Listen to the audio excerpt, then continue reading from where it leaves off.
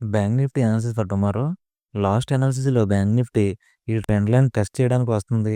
Break అయితే ఈ జోన్‌ని టెస్ట్ చేస్తుంది. లేదా ట్రెండ్ లైన్ టెస్ట్ చేసి రివర్సల్ అవుతుందని చెప్పాను.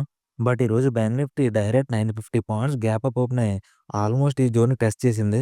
సో, రేపు బ్యాంక్ నిఫ్టీ ఎలా మూవ్ అయ్యే అవకాశం ఉందంటే 15 మినిట్స్ టైమ్ ఫ్రేమ్‌లో ఈ రోజు జరిగిన మొమెంటమ్ అబ్జర్వ్ చేస్తే బ్యాంక్ నిఫ్టీ 52,000, 52,250 రేంజ్‌లోనే ట్రేడ్ అయింది.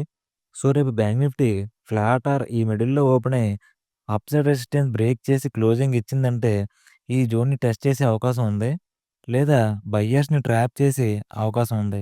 ఒకవేళ బ్యాంక్ నిఫ్టీ ఫ్లాట్ ఓపెన్ అయ్యి ఈ డౌన్ సైడ్ సపోర్ట్ లైన్‌ని బ్రేక్ చేసిందంటే ఈ జోన్ నెక్స్ట్ సపోర్ట్‌గా యాక్ట్ అవుతుంది.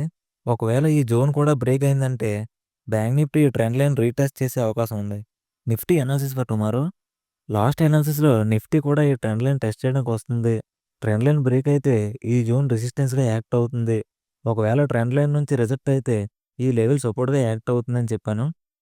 బట్ నిఫ్టీ ఈ జోన్ అబోవ్ ఓపెన్ అయింది. సో, ఇప్పుడు ఈ జోన్ ఒక సపోర్ట్‌గా యాక్ట్ అవుతుంది. సో, రేపు నిఫ్టీ ఎలా మూవ్ అయ్యే అవకాశం ఉందంటే నిఫ్టీ 15 మినిట్స్ టైమ్ ఫ్రేమ్‌లో ఆల్రెడీ ఈ సపోర్ట్ జోన్ సపోర్ట్‌గా యాక్ట్ అవుతుంది కాబట్టి టాప్ సైడ్ ఈ క్యాండిల్స్ కనెక్ట్ చేస్తూ ఒక రెసిస్టెన్స్ లైన్ డ్రా చేయాలి. రేపు నిఫ్టీ ఫ్లాట్ ఆర్ ఈ లెవెల్స్ మధ్యలో ఓపెన్ అయ్యి అప్‌సైడ్ రెసిస్టెన్స్ బ్రేక్ చేసి బుల్లిష్ కన్ఫర్మేషన్ ఇస్తే ఈ జోన్‌ని టెస్ట్ చేసే అవకాశం ఉంది. ఒకవేళ డౌన్ సైడ్ ఈ జోన్‌ని బ్రేక్ అయిందంటే ఈ ట్రెండ్ లైన్ టెస్ట్ చేసే అవకాశం ఉంది. Fin nifty analysis for tomorrow. Same fin nifty కూడా top side and down side ఇలా support and resistance line draw చేసుకోవాలి.